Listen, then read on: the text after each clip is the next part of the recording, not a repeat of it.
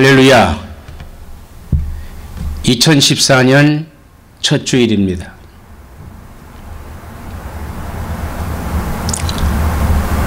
우리 첫 주일을 하나님께 드림을 감사를 드립니다.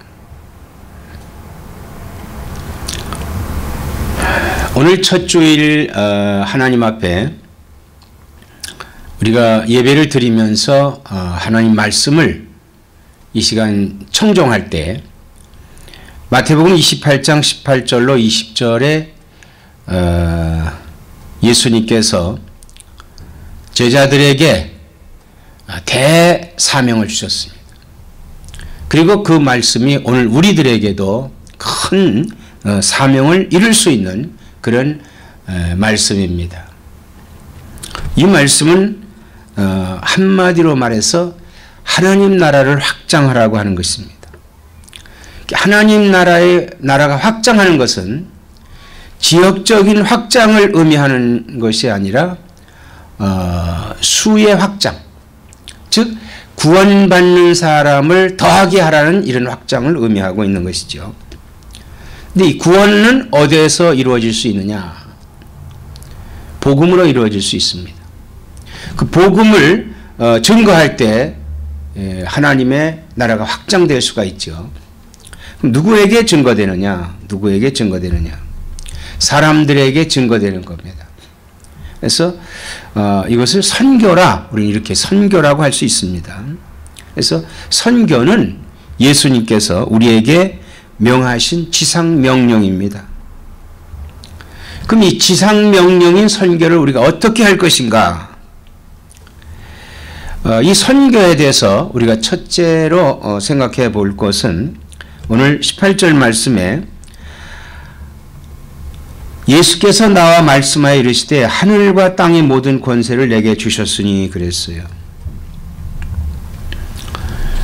여기 이 선교의 명령자이신 예수님께서 이제 부활하시고 나서 40여일 동안을 제자들에게 보이시고 그들에게 그동안 3년 반에 걸쳐서 가르쳤던 것을 리마인딩하게 하시고 그리고 이제 하늘로 승천을 하시기 전에 그 제자들을 이렇게 봤을 때 일부는 믿고 일부는 믿지 않는 의심하는 이런 모습을 보고 예수님께서 그들에게 다가가셔서 다정하게 이렇게 말씀을 하신 말씀이 본문의 말씀입니다.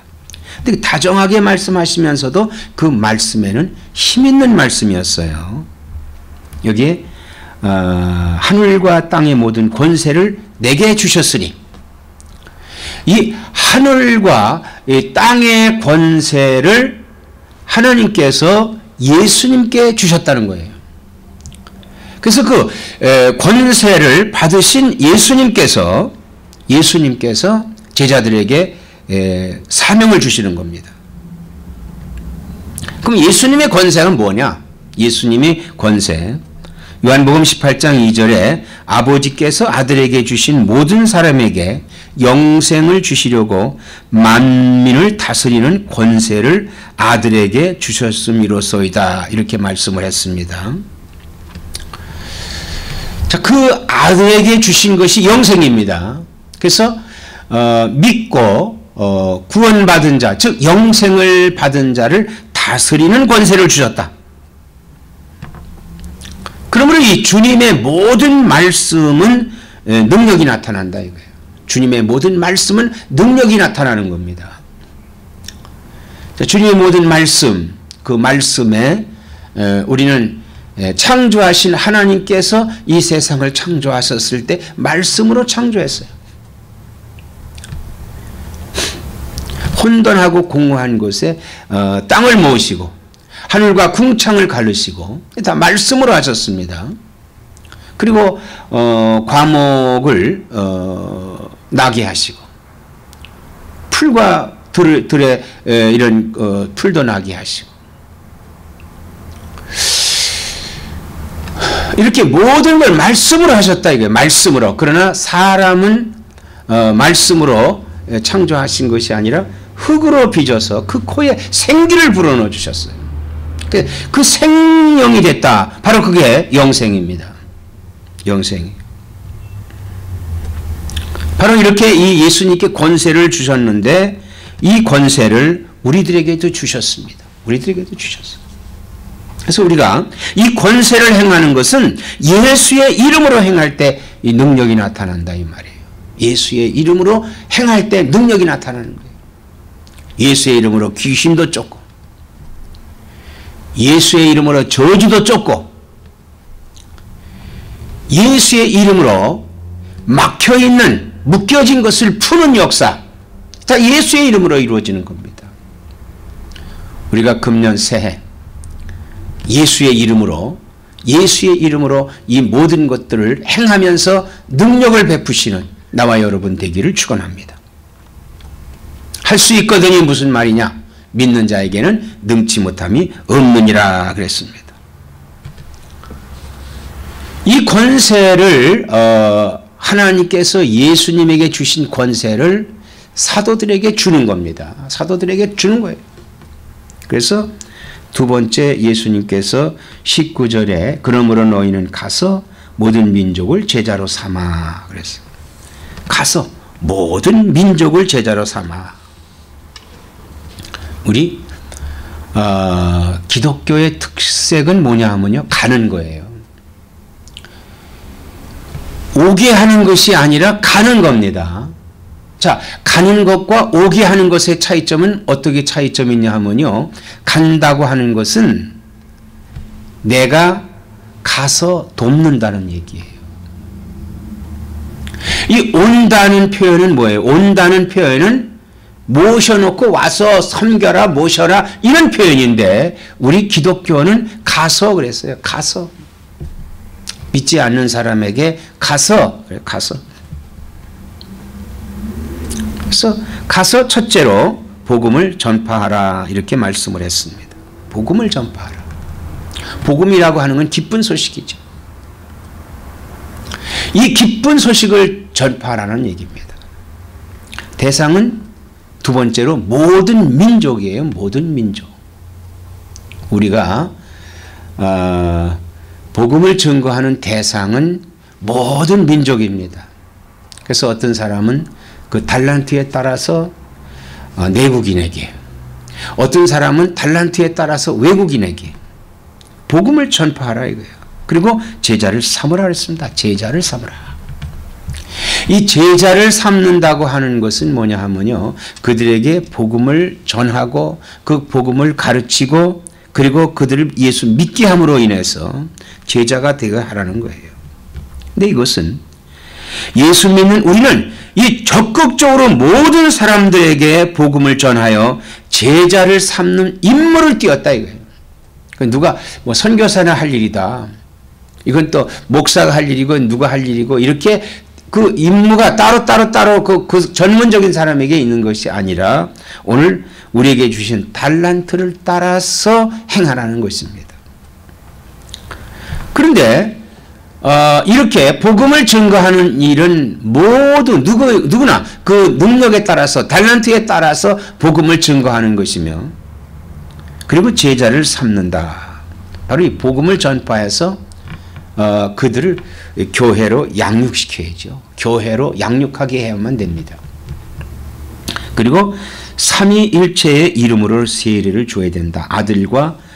아버지와 아들과 성령의 이름으로 세례를 베풀고 그랬습니다. 분명한 거예요. 여기 삼위일체의 이름으로 세례를 베풀어야 되는 것에 대해서 분명히 성경에 말씀하고 있죠. 응? 우리가 영어 성경에도 그렇게 되어 있습니다.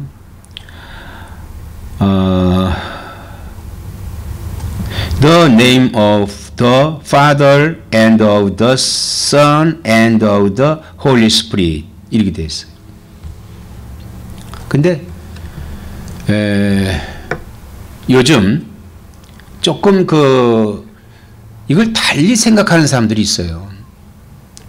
하나님이 남자와 여자를 만드셨을 때 동등한 입장으로 만드셨습니다. 그러나 남자와 여자는 구별되지요. 근데 그 인격은 동등하다 이거예요. 그 인격은 동등합니다. 근데 이거를 여성은 좀 비하시키는 그런 그 생각을 갖는 사람들도 있어요. 그래서 그렇게 피해의식을 느끼는 사람들이 생각하는 것이 뭐냐 하면요. 우리가 이 성자라고 하는 것을 자꾸 거부하려고 그래요. 성자. 왜 거기 아들만 들어가냐 이거예요. 딸도 들어가야죠. 딸도 들어가야 된다. 그래서 아예 어떤 사람들은 God, Jesus, Holy Spirit 이렇게만 생각을 하는 사람들이 있습니다. 이거는요 같은 말이라고 생각할 수 있겠지만 다릅니다. 왜? 하나님은 한 분이세요. 하나님이 있습니다. All God. 그러나 그 위는 삼이다 이거예요. 어떻게 삼이냐? Father, 아버지와 그리고 아들과 그리고 성령이 역사예요. 이것은 성적으로 말하는 게 아니에요. 남자라고 하는 그런 그 father, 아버지, 아들이라고 하는 son, 이것을 남자라고 하는 그런 개념으로만 생각하는 게 아니에요.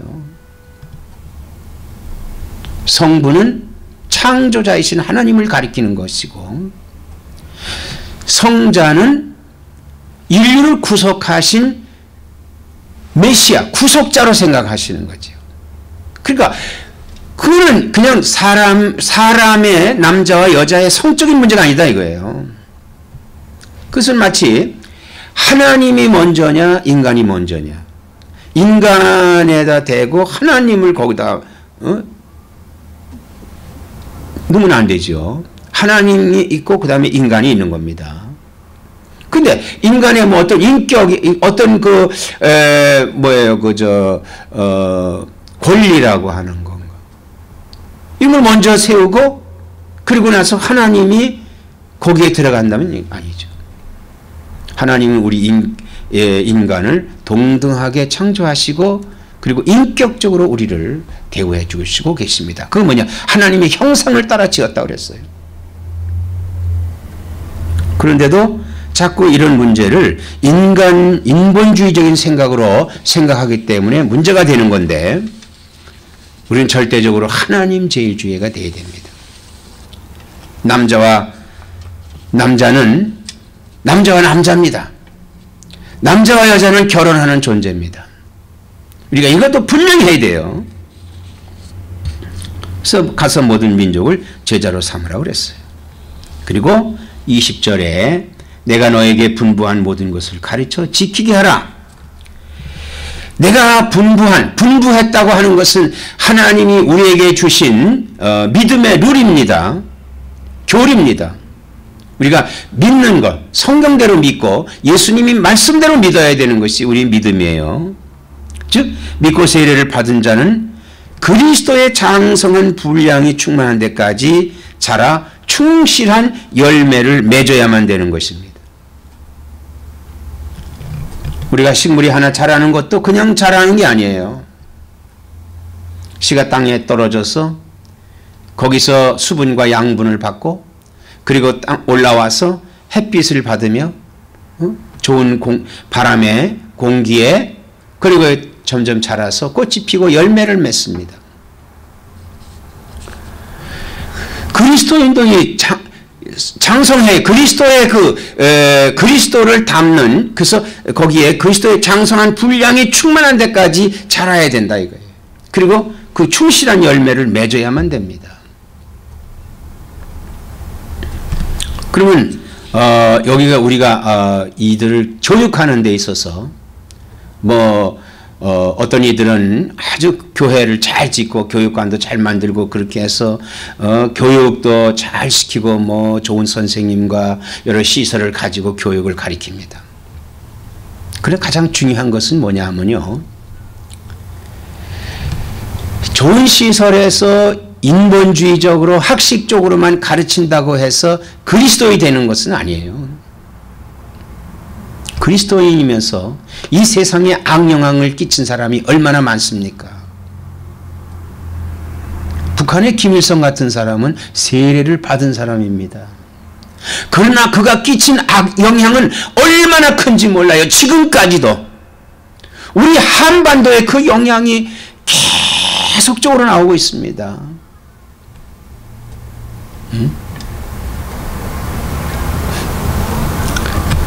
그리스도인이었으면서도 악영향을 끼치는 그러한 사람들이 많이 있어요. 있었어요. 지금도 있어요. 예수님께서 마태복음 18장 6절로 7절에 이렇게 말씀했습니다. 누구든지 나를 믿는 이 작은 자 중 하나를 실족하게 하면 차라리 연자맷돌이 그 목에 달려서 깊은 바다에 빠뜨리는 것이 나으니라.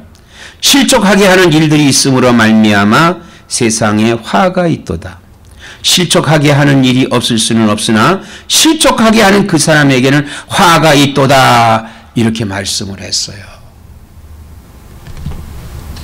가장 중요한 것은 먼저 믿는 자가 나중 믿는 자에게 모범이 되어야 된다고 하는 것이, 이게 교육이에요. 기독교의 교육, 이게 생명이 있는 교육입니다. 학식적으로만 가르친다고 해서 그의 믿음이 자라는 거 아니에요. 그에게 하나님의 말씀을 충분히 듣게 하고 믿게 하고 그리고 자라게 하면서 가르친 사람들, 먼저 믿는 사람들이 본을 보여야만 된다 이 말이에요.